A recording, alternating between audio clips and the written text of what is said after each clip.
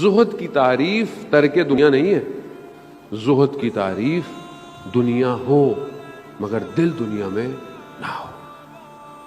ہمارے تو دل اتنے چھوٹے ہیں، اتنے نازک ہیں، موبائل کے پروٹیکٹر ٹوٹ جائے ہمارا دل ٹوٹ جاتا ہے، اسکرین تو بعد میں ٹوٹتی ہے، پروٹیکٹر ٹوٹتا ہے، او ابھی تو لگوایا تھا ٹوٹ گیا، اتنا نازک ہے ہمارا دل۔ یہ میں جوانوں کے لیے پڑھا ہوں کیونکہ ان کو زبانی یہ سمجھ میں آتی ہے، بزرگوں سے معذرت کے ساتھ۔ کیوں؟ دل دیا ہوا دل، خوب یہ کیسے صحیح ہوگا؟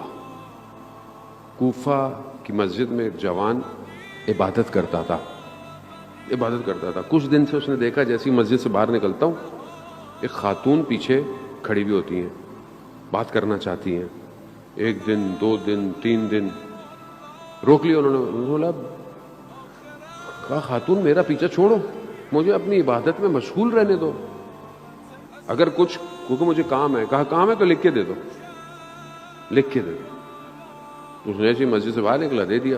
اب انہوں نے جا کے کھول کے دیکھا، کیا دیکھا؟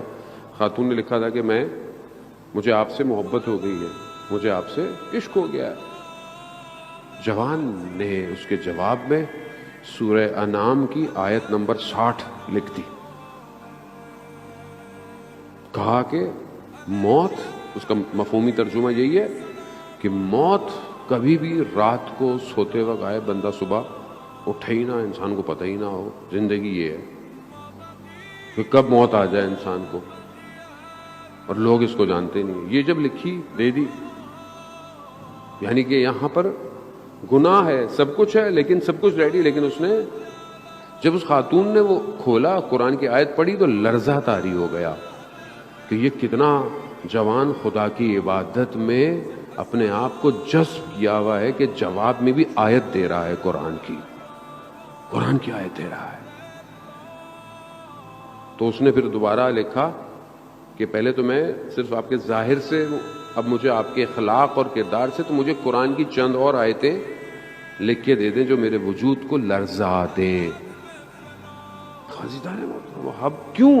کیونکہ پتا ہے کہ دنیا کی لذت کا ٹائم کتنا ہوتا ہے، کتنی دیر کے لیے ہوتی ہے، انسان بعد میں پشیمان ہوتا ہے، بعد میں پشیمانی ہے۔